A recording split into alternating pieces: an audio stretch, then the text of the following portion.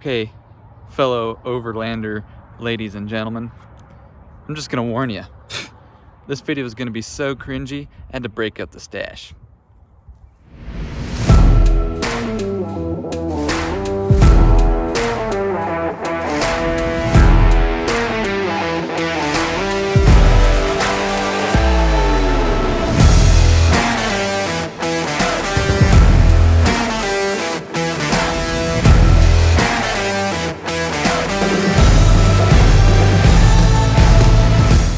Yeah, that's right. We got the Smittybilt hardshell Overlander tent. Okay, so our dear friend Kyle had to order this darn tent without watching a review on YouTube. There was one other review. It's kind of hard to follow. It wasn't a bad video. We're gonna go in depth on this tent, do a whole overview, and talk about what sucks and what's great about it. All right. Okay, first things first. The tent has a pretty good general profile as far as like aerodynamics and stuff. It's way better than those blocky fold-out styles, kind of like Smittybilt's original one. It's actually a pretty nice tent if you look at it from the broad perspective. Like I say, it's got a really aerodynamic profile. If we get up here on top of the Jeep, show you the top. You can see the top has these nice lines. Kind of has a cool arrow there, if you can see that. One con about our top here: if you get a good rain one night or during the day and you get a bunch of water built up here, like right in here, it kind of sags in the middle, especially right here, you kind of get some water buildup, and when you go to put that tent down, you're gonna get a face full of water. So that's kind of sucky, but nothing too bad to worry about. They give you this kind of nice gold sticker. Basically, I can see this peeling off. It's not super quality. So on both sides you have places to mount your ladder and also places to crawl in a tent. So you can mount your ladder on either side. That's kind of nice. So the ladder comes in this nice bag. You can keep the sand and stuff off of it. Or if you get your ladder dirty, you keep the sand and stuff out of your tent or out of your Jeep. Now, with this ladder, Kyle has, what, you have a pillow and a sleeping bag in there? Yeah. So he's got a pillow and a sleeping bag in there, and last time we tried, we could not fit that ladder in there and close the tent at the same time. So he's been having to keep that in his Jeep.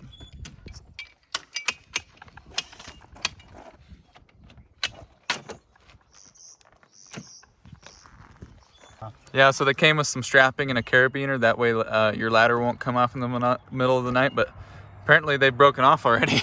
So, but I'm sure you could find something a little better to put through there to kind of secure it. Yeah. So we're gonna go ahead and have Kyle set this tent up for us and see how easy the pop-up process is.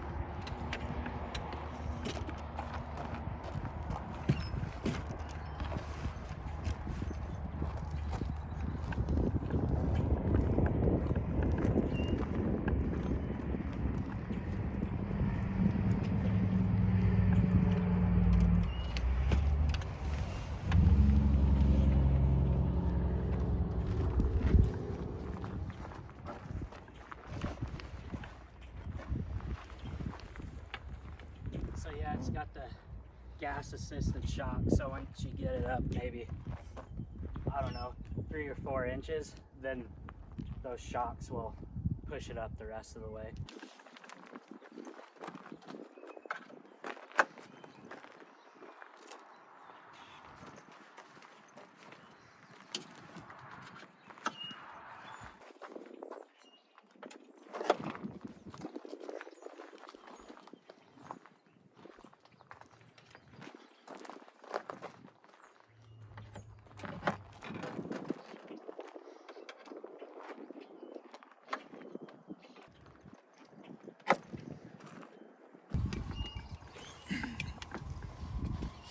Kyle's got, what degree sleeping bag is this?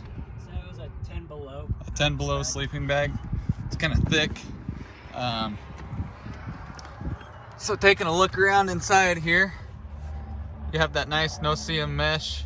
One thing that is actually kind of a nice surprise is you have this like fabric roof, kind of a little different. And it does Velcro on the side too, so I think you can take it down. Oh, and it Velcros up here. Yep. So you could take this off if you wanted. I bet they have it up there just that way, like condensation and whatnot doesn't build too terrible up there. But as you can see, you can exit out that door. This is out towards the front of the Jeep.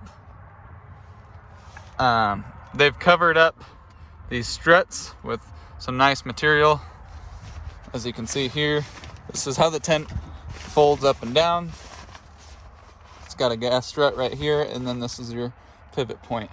You've got nice pockets on either side of the front of the tent.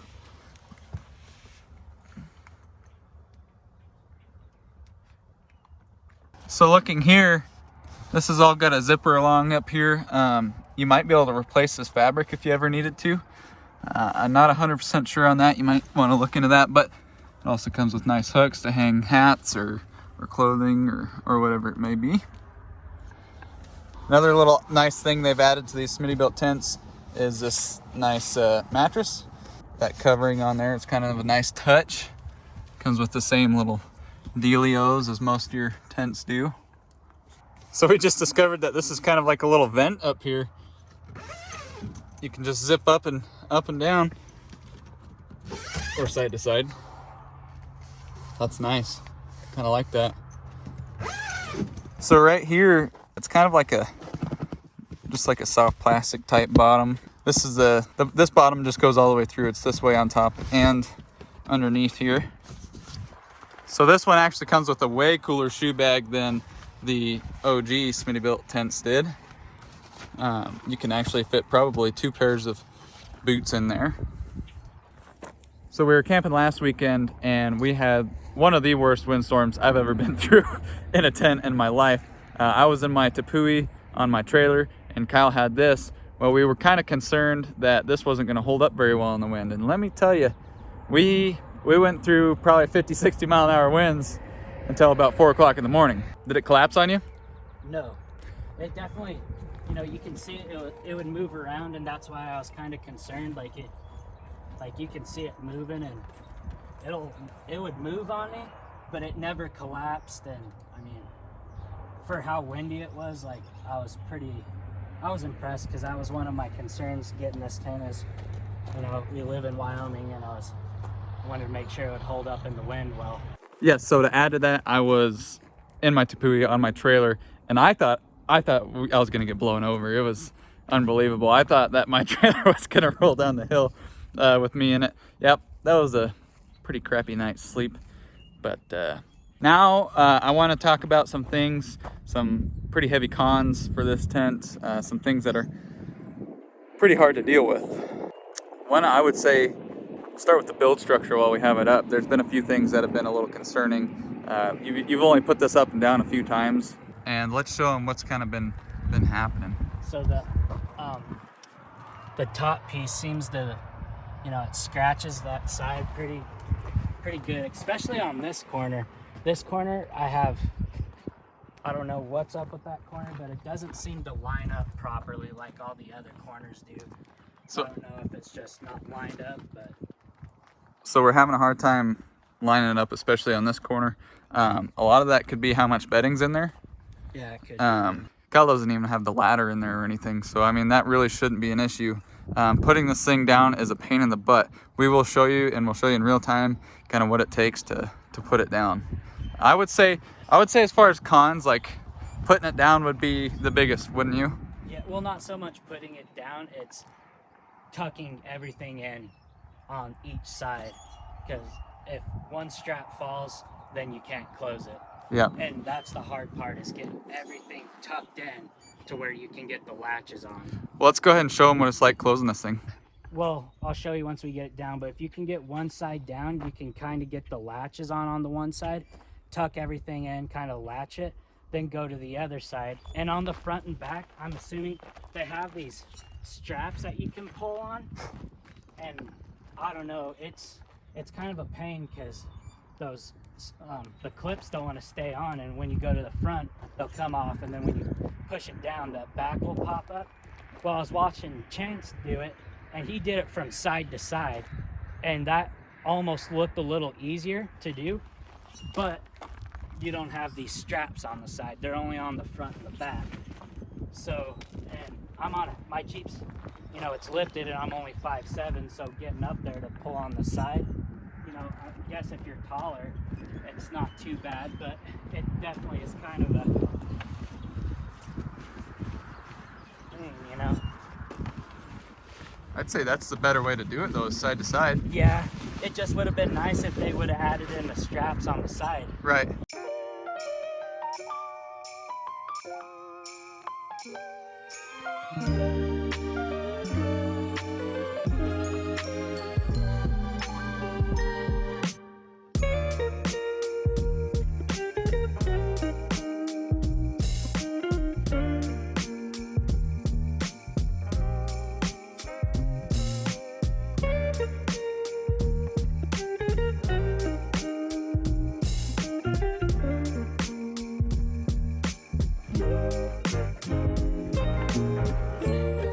This is what I'm talking about. It seems like everything wants to fall out as you're trying to put it in.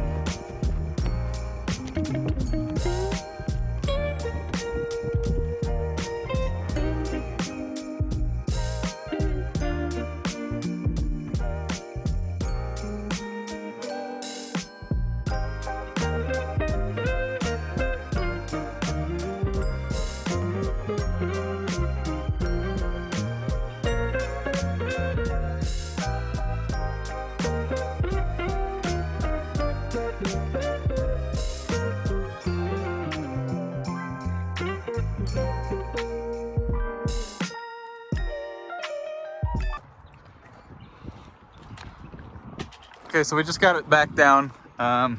We had to do some shifting around. It's kind of a pain in the butt. But as you can see here, like some of these ends don't quite line up properly. That one looks all right, but come over here to this one.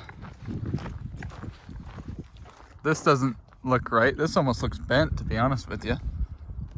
Not sure on that. And then the time that we got that closed, and you know, I don't know, maybe I'll get better, you know. But in the time it took me to close that, I think I could have had my Gen 1, you know, opened it up and closed it. Okay guys, well there's some of our gripes about this tent. It's a cool tent, it's a cool concept, and Smittybilt tried their hardest, but I hope we helped out one of you guys. You know, the tent went from $2,100 to $3,200. Yes, it went from $21.99 to $31.99. Yes. So at $31.99, is this tent really worth it? If it's not going to save you any time, yes, it pops up quick, but it's a pain in the ass to put down. Who knows though? Maybe it'll save me money and gas mileage. Because like I said, that's the one thing I absolutely love is going down the highway with this thing. It's super nice compared to that big blocky Smittybilt that I Gen 1. Well, like I say, I hope we saved some of you guys some money. If not, maybe helped you make your decision to get it or not get it. Please hit that subscribe button, the like button if you did enjoy the video and we helped you out. Okay, have a great day, folks, and we'll see you later.